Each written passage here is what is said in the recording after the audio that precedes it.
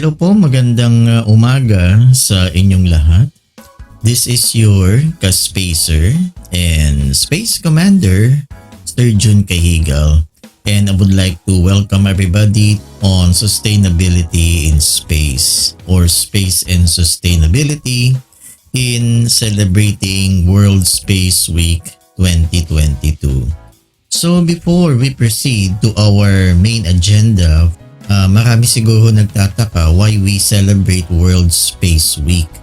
So ano ba tong World Space Week and bakit sineselebrate itong World Space Week from October 4 to October 10? Now, ang World Space Week is actually a resolution from the United Nations by Resolution 5468 of December 6, 1999. The General Assembly proclaimed World Space Week in order to celebrate the contributions of space science and technology to the betterment of the human condition. So yun ang objective ng World Space Week, in order to celebrate yung mga nagawa of space science and technology para sa ikabubuti ng sangkatauhan, yung human condition. So ngayon mga ka-spacers, konting background lang about World Space Week and bakit natin sineselebrate ang World Space Week from October 4 to October 10. So on October 4, 1957, the launch into outer space of the first human-made Earth satellite, Sputnik 1.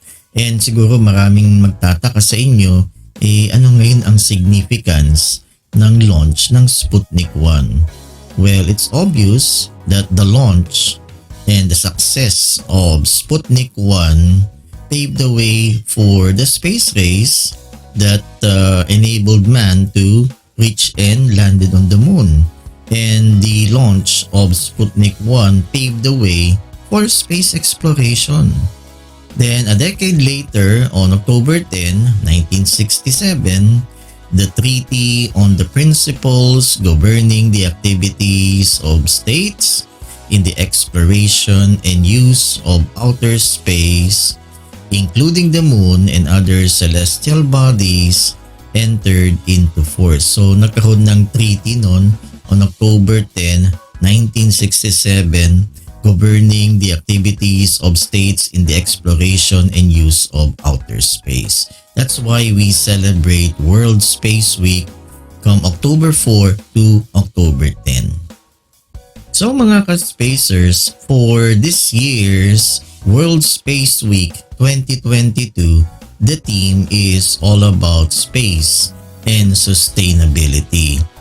So ano ngayon yung focal point ng ating team for this year's World Space Week? Ano ba itong space and sustainability?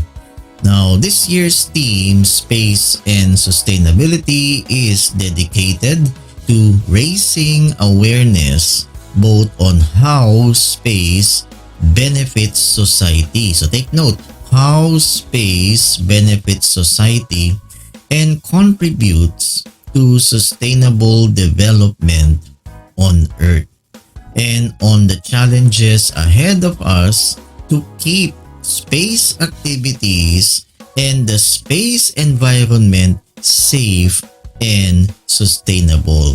In other words, mga ka-spacers, itong team natin, Space and Sustainability, is all about keeping space safe for all of us. Ano ang benefit na makukuha natin dito sa pag-explore sa outer space?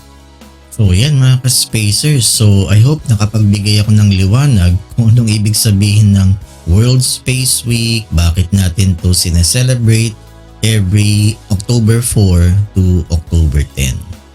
So siguro let us now proceed to our main agenda for today, which is about sustainability in space. So siguro bago tayo mag-focus dun sa talagang space science aspect of our webinar ngayon, I will connect this with biology. And siguro marami nagtataka kung bakit ako masyadong passionate sa astronomy and space sciences. Alam niyo po, nung bata ako ay talagang gusto ko nang maging astronaut. Yun yung pangarap ko talaga sa buhay. Gusto ko maging astronaut noon. And siguro na-influensya ako sa mga napapanood ko sa TV noon. Like Star Trek, talagang baliw na baliw ako sa Star Trek noon. And some other TV shows like Space 1999, yan, UFO, Thunderbirds, Argo, Knight Rider, yun. So, yung mga TV shows na yun, yung mga sci-fi TV shows, it really made an impact in my life. And talagang hili ko talagang yung mga space sciences. Gusto ko maging astronaut, gusto kong pumunta sa buwan, gusto kong pumunta sa Mars, ganon. Kaya lang hindi ako naging astronaut, instead, naging biologist ako. And yun yung career path na tinahak ko, no, in the biological sciences. And isa sa mga subjects na tinuturo ko sa biological sciences is environmental science or NBSci.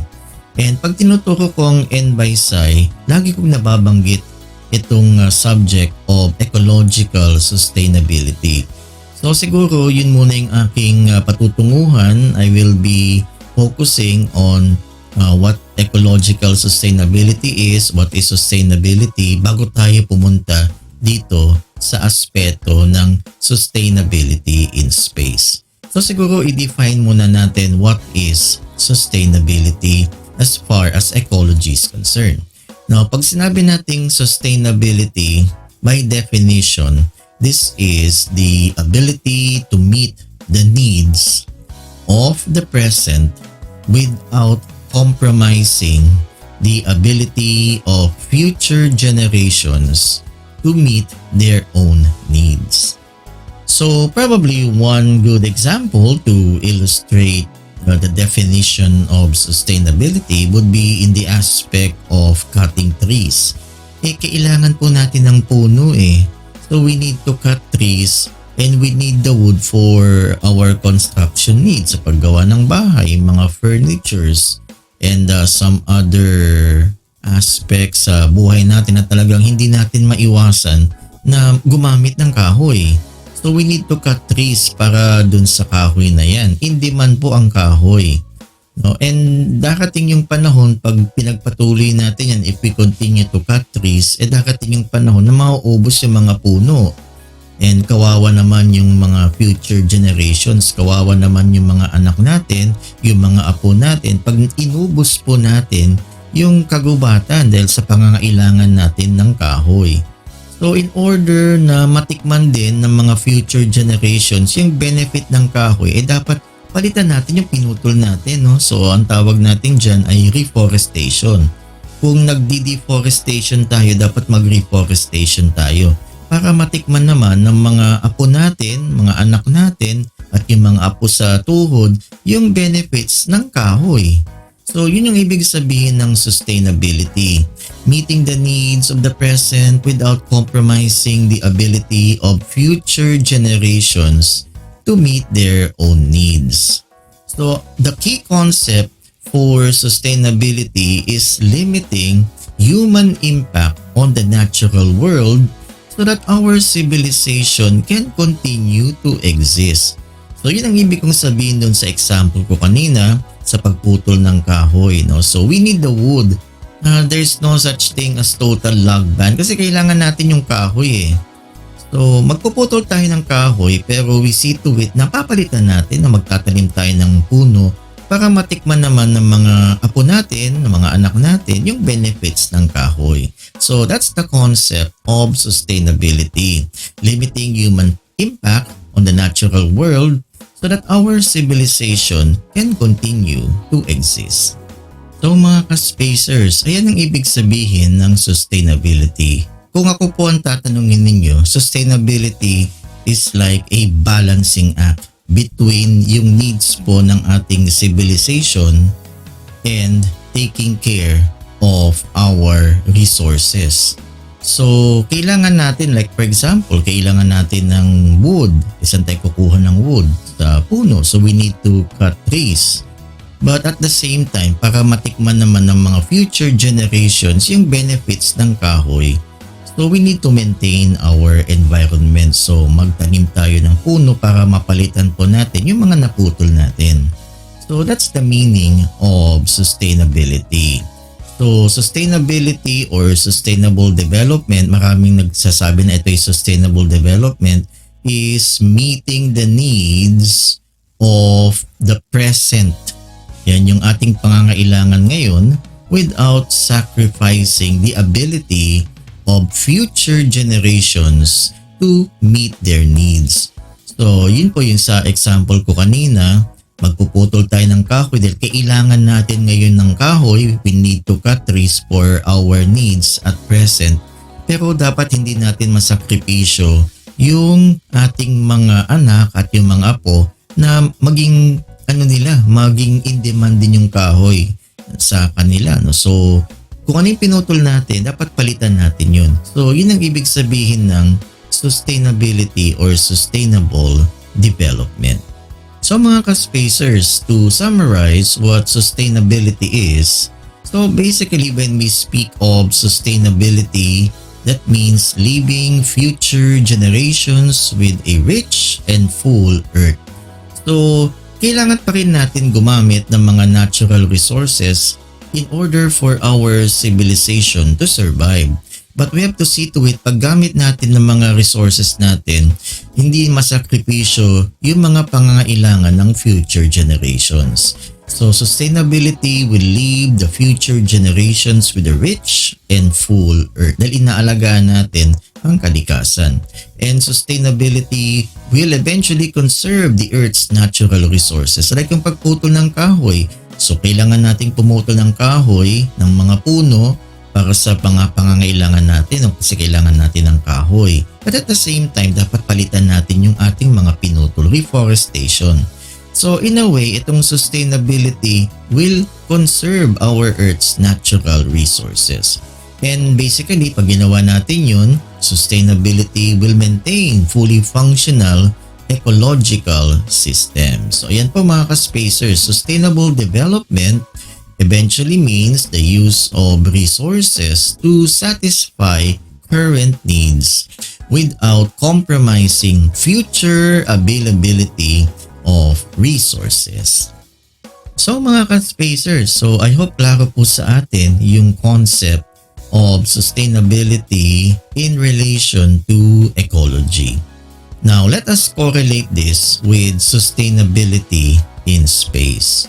Now in order for us to fully understand sustainability in space, we will have to consider the following key points. Alright, so the first key point is this.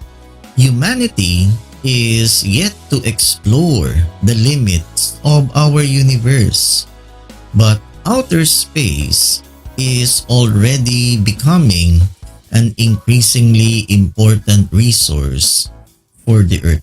And marami sa mga bansa ngayon ang nakikita nila yung benefits of exploring outer space, like yung magpapadala na lang po ng mga satellites. So these satellites, they really play an important role sa economic progress ng isang bansa. Nakikita na ngayon po ng karamihan sa mga bansa ngayon yung importance of launching satellite. But wait, there is the second key point that we need to consider. Now, the Earth's orbit support various satellite applications that enable the technologies we use on a daily basis. So marami ngayong satellites na nasa orbit around the Earth. While space might seem infinite, the orbits in which satellites travel constitute a limited natural resource with a finite amount of physical space. These orbits are becoming more and more crowded mga ka-spacers. So yung launch ng Sputnik 1, nag-iisang satellite pa yan noon, pero at this point in time, talagang there are thousands of those man-made objects orbiting the Earth. So medyo nagiging crowded na yung space na yan. The orbits are becoming more and more crowded with satellites and space junk. So mga ka-spacers, no, in spite of outer space being overcrowded with these satellites, hindi po natin maiiwasan yung pagdami ng mga satellites in orbit. Why? Because many of our world leaders sees outer space as a resource. No, kailangan ng mga mamamayan ang paggamit ng outer space. Kaya dumadami po yung mga satellites. And that's the next key point that we need to consider. The commercial space industry has grown rapidly in recent years. Like for example, SpaceX na lang, no? Yung company na yan na SpaceX tumutulong sa paglo-launch ng mga satellites ng iba't ibang bansa. And there is a surge in the number of launches and satellites in orbit kasi nakita nila that outer space is a resource and pwedeng mapakinabangan nito, pwedeng mapagkakitaan ng isang bansa. This growth creates new business opportunities. So kailangan nating i-monitor yung environment na yan na outer space and yung human activities, no, with in the use of outer space. Alright mga ka-spacers. So I hope nakikita na natin, no, yung mga key points na yan, that space is a resource. At yan na nakikita ng ating mga world leaders, the importance of outer space, the commercial value of outer space. Kaya yung mga ibang bansa natin, they don't hesitate to launch satellites in orbit. And ang bansa natin, hindi yan napag-iiwanan. No? That's why we have the Philippine Space Agency. And nagpadala na rin tayo po ng mga satellites sa tulong ng mga ibang bansa like the United States or even Japan. So may mga satellites na po tayo like Diwata, Maya, because our government sees the commercial value of outer space. Kaya maraming mga launches ng satellites. But the consequence, space now becomes crowded with these satellites. Isang damakmak na yung mga satellites in orbit. So medyo nagiging overcrowded na yung space na yan, no? Yung orbit na yan. Alright? So hindi natin po maiwasan yung pagdami ng mga satellites na yan. But again, there are satellites that are non-functional and may mga tinatawag tayong space junk. And itong mga non-functioning satellites in orbit, yung mga wala ng pakinabang, and yung mga space junk like yung mga piraso ng mga rockets, they might pose danger sa space exploration. Even like for example yung ISS, no, baka tamaan yung ISS ng isang component ng rocket and that might compromise the life support of the astronauts in the International Space Station. So ang next key point na dapat natin i-consider is this, no, managing this resource, tong space na to. We need to manage it. Kung kailangan nating magbawas ng so-called yung mga satellites or space junk dyan sa orbit na yan, no, para maging safe yung ating space exploration. Managing this resource sustainably is critical to the future of space activities, keeping outer space safe for future generations. So yun yung mga key points na dapat nating i-consider in our study of sustainability in outer space. Alright mga ka-spacers, so ang punto dito is keeping outer space safe. No? Kasi overcrowded na, ang dami-dami ng mga satellites in orbit. And again, there are chances na baka magbungguan yung mga yan. And yung mga space junk na tinatawag, yung mga walang pakinabang na satellite or mga dead satellites, baka tumama yan and it might pose danger sa space exploration. Kunyari may space capsule or spacecraft na papunta sa buwan, baka maka-encounter siya ng space junk and it might compromise the mission. Or sa ISS na lang, itong mga space junk na to might hit the ISS and it might compromise yung life support. So there is now the need, nakikita ngayon ng mga powerful nations, yung mga engaged in space exploration, nakikita ngayon nila na they need to keep outer space safe. Alright? So yun yung ibig sabihin ng sustainability in space. Space sustainability aims to maintain the safety and health of the space environment, keeping outer space safe. No, for space exploration sa mga astronauts natin and sa mga satellites din. Kasi napapakinabangan po natin ang outer space, no? Especially sa mga satellites na yan in orbit around the Earth. Alright? It is ensuring that all humanity can continue to use outer space, no, for peaceful purposes, no? Commercially, economically wise, no, peaceful purposes, peaceful use of outer space, yan, and socio-economic benefits. Continue to use outer space for peaceful purposes and socio-economic benefits. Kasi nakikita ngayon ng mga maraming bansa sa atin na may commercial value sa outer space. Ayan, no? This will require international cooperation, discussion, and agreements designed to ensure that outer space, mga ka-spacers, is safe, secure, and peaceful. So that is the scope of sustainability in space. No, parang sa ecology. So para mapakinabangan natin yung kahoy, kasi kinukuha po natin yan sa puno. We need to cut trees para mapakinabangan natin yung kahoy. Pero ano yung nangyayari? Nauubos na yung kagubatan natin. No? Nagiging ano na tayo, we are abusing our environment by overcutting these trees. Baka dumating yung panahon na maubos yung mga puno na yan at wala na magamit yung mga apo natin, yung mga apo sa tuhod. So magpuputol tayo ng kahoy, ng puno, pero palitan natin siya. Na magtatanim tayo, reforestation. So ganun din sa outer space. No, pwede tayo magpadala ng isang damakmak na satellites in orbit, pero we have to maintain it, yung siguro yung dami ng mga satellites medyo irregulate para ma-maintain yung hindi siya overcrowded. And yung peaceful purpose ng outer space, maano natin, ma-achieve po natin yan, no? Alright? Kasi mapapakinabangan po natin, there is socio-economic benefits sa paggamit ng outer space.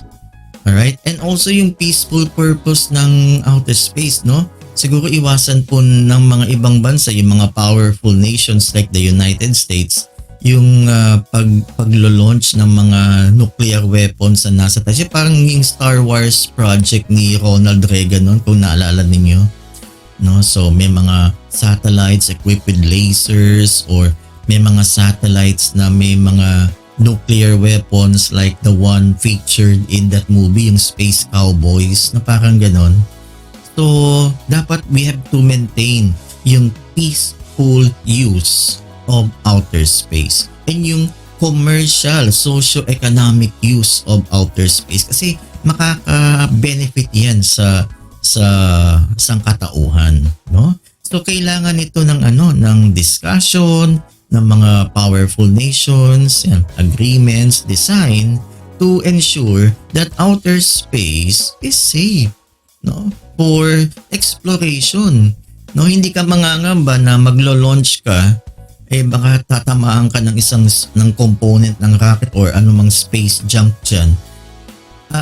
Panatag ka na you will leave the earth na safe, no, secure, and peaceful. Yun yung ibig pong sabihin ng sustainability in space. Alright mga ka-spacers, so naalala nyo yung aking paghahambing sa ecological sustainability, and pinaghambing po natin dito sa sustainability in space. So halos ganun din po, no? Sustainability in space is similar to sustainability initiatives on Earth, no? that sustainability in space seeks to use the environment of space to meet the current needs of society without compromising the needs of future generations. No, di ba? Halos pareho sa ecological sustainability. Like yung example ko lang kanina, yung tungkol sa kahoy, sa mga trees. Alright? Kailangan natin ng kahoy. Kailangan natin yung mga puno na yan. We need to cut them para makuha tayo ng wood as raw material sa construction or kung ano mang bagay na gagawin natin sa kahoy. Pero we see to it na hindi natin mako-compromise yung pangangailangan ng ating mga anak, ng ating mga apo at yung mga apo sa tuhod natin. So ganun din po sa sustainability in space. So we have to keep that environment of space safe, peaceful, and secure na hindi mako-compromise yung pangangailangan ng future generations para magamit ng mga apo natin, ng mga apo sa tuhod, yung peaceful and safe exploration of outer space, no? And mapapakinabangan nila yung outer space, makikita nila yung commercial value. So, hindi natin dapat makompromise yung pangangailangan ng future generations in terms of the use of outer space. So, yun yung ibig pong sabihin ng sustainability in space na parang sa ecological sustainability. Sustainability in space seeks to use, tandaan niyo po mga ka-spacers, seeks to use the environment of space to meet the current needs of society. Yan kasi kailangan natin yung mga satellites na yan. No? Kailangan natin yung mga satellites kasi may commercial value ang outer space without compromising the needs of future generations. So mga ka-spacers, no, can you imagine, no? So we have thousands of these satellites, both functional and non-functional satellites in orbit. And medyo nagiging crowded na yung ating mga orbits, no, with those satellites. And karamihan dyan po non-functional or tinatawag natin na space junk. So this is not good because it may pose danger for space exploration.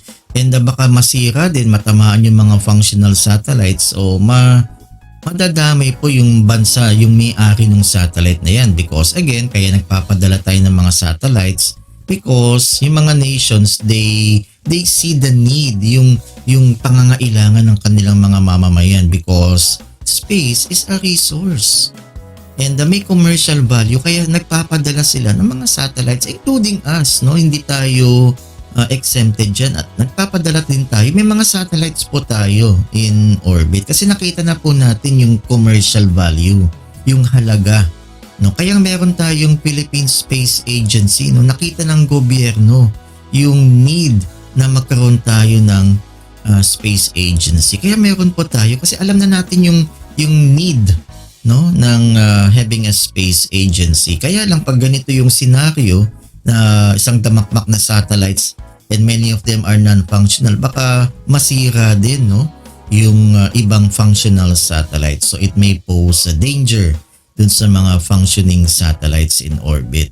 So yun ang ibig sabihin yung sustainability in space, keeping outer space safe, secure, and peaceful.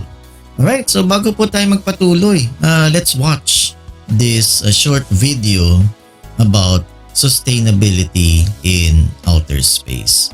Alright po, let's watch this. Earth, as seen from space, is a beautiful sight.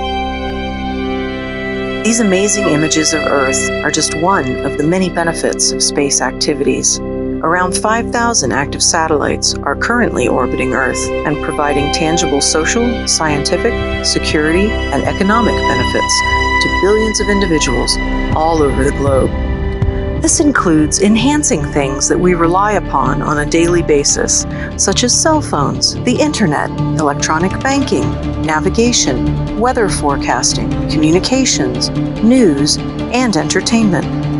Indeed, space systems applications are now so intimately woven into the fabric of our modern information society that many people take the continuity of these space-derived data and services for granted. Yet the ability to continue to provide these important benefits from outer space is now threatened by a number of challenges. The Earth's orbital space environment is a finite resource, and it's being used by an increasing number of space actors in potentially unsustainable ways.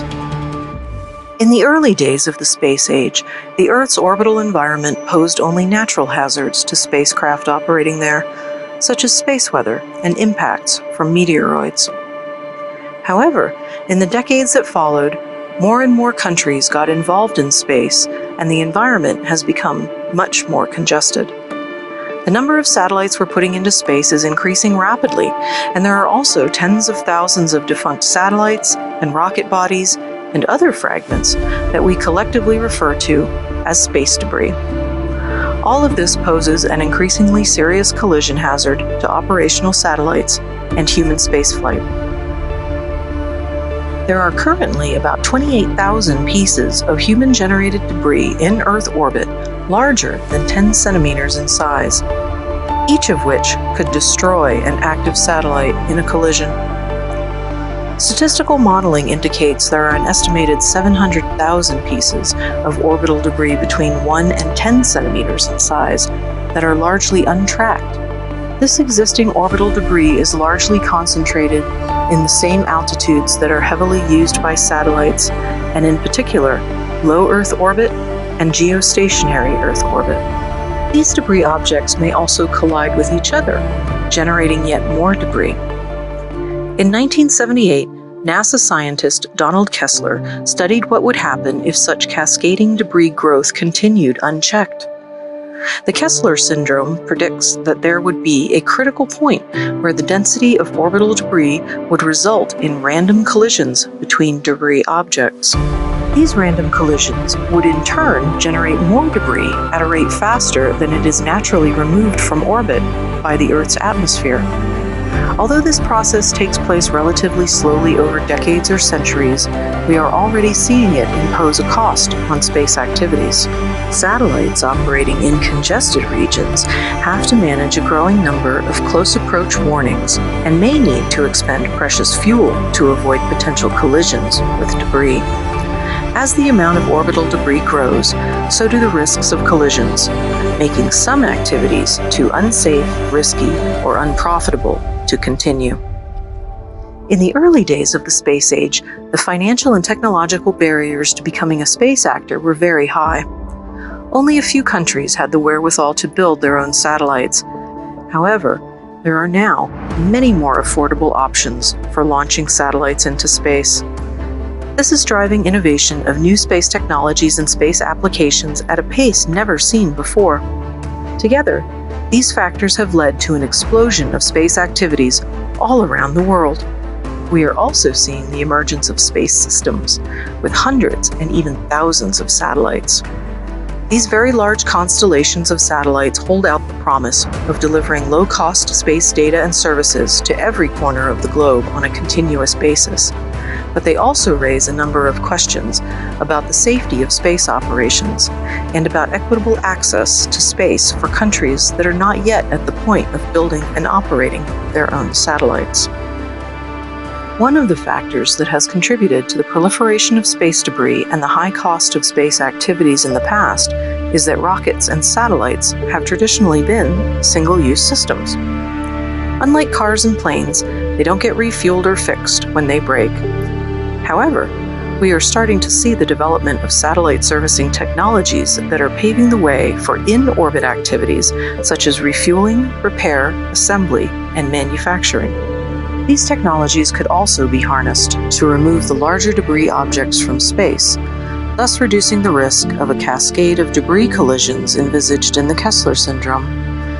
These technological capabilities will be foundational for a future space economy with the potential to benefit billions of people on Earth. Such a space economy will only be sustainable if we balance the opportunities and needs of the present users of space with the need to preserve the space environment for future generations. Space sustainability is addressing these challenges to ensure that the space environment remains suitable for exploration and use by the current and future generations of all countries. Such is the growing international concern about space sustainability that in 2019, the United Nations Committee on the Peaceful Uses of Outer Space adopted a set of 21 guidelines for the long-term sustainability of outer space activities. In the preamble to these guidelines, space sustainability is defined as the ability to maintain the conduct of space activities indefinitely into the future in a manner that realizes the objectives of equitable access to the benefits of the exploration and use of outer space for peaceful purposes, in order to meet the needs of the present generations while preserving the outer space environment for future generations. Meeting the challenges of space sustainability requires coordinated action at a global level from governments, industry, and civil society. It requires that we implement regulatory measures and other incentives to promote responsible behaviors in outer space, informed by principles similar to those that we already use to promote environmentally and socially responsible investment and development on Earth. In short, ensuring the sustainability of activities up there in space is foundational to ensuring our economic prosperity, peace, and sustainable development down here on Earth. The Secure World Foundation works with governments, industry, international organizations, and civil society to develop and promote ideas and actions to achieve the secure, sustainable, and peaceful uses of outer space that will benefit Earth and all its people. So mga ka-spacers, ladies and gentlemen, with that video na napanood nyo, isa lang po yung punto doon. Now, we have to preserve outer space. There is a need to preserve outer space. So parang sa ecology din, no, we need to preserve our forests. No? So kung nagputol po tayo ng puno, dapat magpalitan natin po sila. No? Magtanim tayo, we need to do reforestation para ma-preserve po natin itong mga natural resources na yan, like yung mga forest areas natin. It's the same with outer space, no? Because of this increasing number of satellites, space junk in orbit that would pose danger to space exploration, there is a need to preserve outer space. At yun yung punto po ng sustainability in outer space. So, what are now the challenges facing space sustainability? So, dito po sa ating talk ngayon, I mentioned several of these challenges. Number one challenge is the increasing number of space junk. Alright po mga ka-spacers, ladies and gentlemen. So yun yung unang challenge, no, in maintaining sustainability in outer space, the increasing number of space junk. Space junk or orbital debris refers to defunct satellites, old rocket bodies, and fragmented objects in space that no longer serve a useful purpose. Nabanggit po yun sa video kanina, no? Yung mga components ng rockets, yung mga defunct satellites, yung mga non-functioning satellites, and other fragmented objects, like kahit yung manipis, yung maliit lang po na tornilyo ng rocket, or kunyari may naiwanan na screwdriver na iwanan ng astronaut drifting dun sa orbit na yan. No, it can pose a danger to space exploration. So ito yung mga bagay, space junk, na wala nang silbi. No, they have no useful purpose. So ayan po yung isang challenge, no? The increasing amount of space junk. Now, according to the European Space Agency or ESA, the mass of all debris objects in space summed up to 8,800 tons as of December of 2020, no, nung kasagsagan po ng pandemya. And this includes the following: 34,000 objects greater than 10 centimeters in size, yung mga maliliit na fragments, no? Ang dami nila. Around 34,000 in orbit. And 900,000 objects between 1 centimeter and 10 centimeters. So, ito yung mga maliliit na fragments. Siguro galing sa mga rockets, mga rocket components, or yung mga defunct satellites, no? So 900,000 objects between 1 centimeter and 10 centimeters. Alright? And 128 million objects between 1 millimeter and 1 centimeter. Yung mga maliliit. No? Biruin nyo siguro isang tornilyo na lumulutang sa space, or probably kahit na yung siguro a piece of metal na galing sa isang rocket or satellite. So ang dami nila.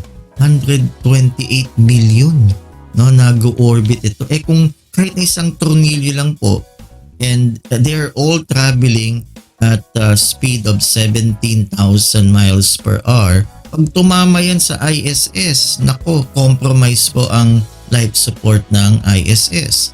Or kahit yung isang maliit na bakal from rocket, pag tumama yan sa isang spaceship, delikado po, no? It might compromise yung mga astronauts sa loob. So, ganito po kalala ang problema, no, in terms of space junk. So mga ka-spacers, yun po yung pahayag ng European Space Agency. So biruin niyo po yun. So ilang milyong mga objects na yan orbiting the Earth and traveling at the speed of 17,000 miles per hour. So biro nyo kahit isang tornilyo lang po na maliit can collide with a spacecraft na may astronaut on board, or kahit yung maliit po na component ng rocket may hit the International Space Station. So delikado po ito. This will pose a danger sa space exploration, kaya laking issue po nito, no, ng space junk. These objects seem small, na maliliit po sila. Kaya yung nabanggit ko na isang tornilyo lang, no, they are small and they travel at speeds up to 29,000 kilometers per hour or 17,000 miles per hour. No, so mabilis po sila yung kanilang speed in orbit. So yan, roughly 8 kilometers per second. So mabilis. And as a result, even collisions with small pieces of debris can have dangerous consequences, no? Especially for space travel, no? Like nababanggit ko po kanina. Itong mga maliliit na objects na ito traveling at that speed of 29,000 kilometers per hour may collide with the International Space Station. Or itong mga small pieces of debris may collide with a traveling spacecraft na kunyari Apollo, no? Or SpaceX, yung Dragon spacecraft. Baka tamaan niya ng mga objects na ito traveling at 29,000 kilometers per hour. So may mga dangerous consequences itong presence ng space junk. So mga ka-spacers, ladies and gentlemen, hindi ito produkto ng science fiction. Talagang may nangyari na po na insidente na nagkaroon ng collision sa outer space involving the Mir space station. So the Russia's Mir space station, seen here in 1997, incurred damage after a collision with a resupply ship. So na-damage po yung kanyang solar panels. No? Nakita niyo po yan. So itong resupply ship siguro wala na tong purpose, tinamaan yung Mir space station. Alright, so ito pa. A piece of space debris punched a tiny hole in the International Space Station. Ito na po yung ISS, no? A piece of space debris. Kahit maliit lang po yan, no? Yung speed that the object travels, ang bilis niyan. So it punched a tiny hole in the International Space Station, damaging a robotic arm. That occurred on May 28, 2021, just recently lang, no? So ganyan po kalala ang problema regarding space junk. So ito po yung challenge ngayon, no, ng mga space agencies, no, how to address itong growing problem of space junk. So there mga ka-spacers, and that is the first challenge that must be considered in maintaining sustainability in outer space. The challenge of the presence of space junk. Now, challenge number 2 in maintaining sustainability in space would be orbital crowding. So what do we mean by orbital crowding? Now, orbital crowding simply means the physical congestion in Earth's orbit. Meaning, marami na pong objects, man-made objects in Earth orbit at nagsisiksikan na po sila dyan. Alright? So, the Earth's orbits have a limited amount of physical space. And today, these orbits host thousands of satellites of different sizes. So isang damakmak na ho ang mga satellites dyan in orbit around the Earth. In addition to the debris and objects that are floating around. So i-consider na po natin yung mga functioning satellites, yung mga buhay pa. And yung mga patay na satellites, isama na po natin yung mga space junk. So yun pong ibig sabihin ng orbital crowding. Masyado ng maraming man-made objects nandyan sa Earth orbit. Alright po mga ka-spacers. Moreover, satellite constellations. Ang ibig lang pong sabihin ng satellite constellations, this involves large networks of satellites. And they are becoming more common. And ito po yung ginagawa ng SpaceX ni Elon Musk. Yung tinatawag nilang Starlink, yung ng internet. So, Starlink is composed of a network of satellites para matugunan yung problema natin sa internet. Yan yung Starlink na yan. In fact, diba nagkakaroon ng mga negosyasyon ang ating gobyerno kay Elon Musk, yung SpaceX. Baka magamit natin yung Starlink. Alright? And Starlink, ilan yung mga satellites na nakikita natin sa table? There are at least 41,493 satellites na involved dito sa Starlink. Biruin niyo po yan, mga ka-spacers. SpaceX lang po yan. Not to mention China, yung kanilang Guohuang, ilang satellites yon, yung kanilang network of satellites, yung China Satnet, 12,992.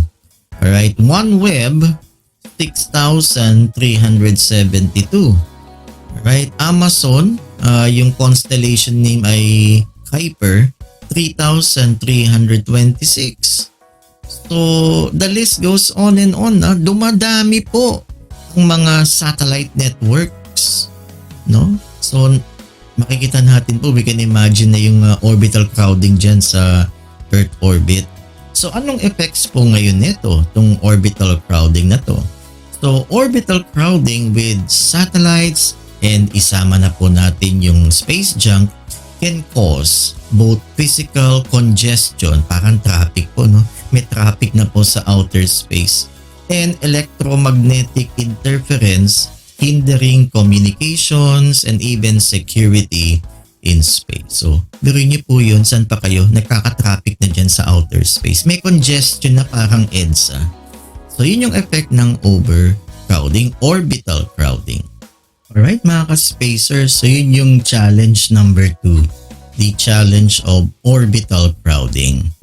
And lastly, challenge number 3 that we need to consider in order to maintain sustainability in outer space is the challenge of space security. So ano yung ibig sabihin nito, itong challenge number 3, space security? So this is the military use of outer space. Military, especially yung mga superpowers like US, Russia, yung mga yan. So military use of space to support operations with communications, intelligence, navigation, and surveillance satellites will play an important role in both national and international security. So ano ba yung mga bansa na talagang they have access to outer space and medyo they are trying to militarize outer space. So we can include the United States, Russia, China. No? So nakikita natin yung North Korea, no? Baka meron na silang mga nuclear weapons diyan sa taas. So the military use of space. So medyo nanganganib po yung mga ibang maliliit na bansa including the Philippines. So yan po yung challenge number 3, space security. With more nations integrating space into their security measures, there is an increased risk of conflict in case of any satellite interference. As a result, militaries are developing capabilities to disrupt, degrade, or destroy satellites for national security reasons. And meron akong napanood sa Netflix ang title is Space Force. No, though comedy po siya, pinapakita doon talaga yung may mga satellites kasi na naninira ng ibang satellites, no, for national security reasons. So yun po yung challenge number 3, space security.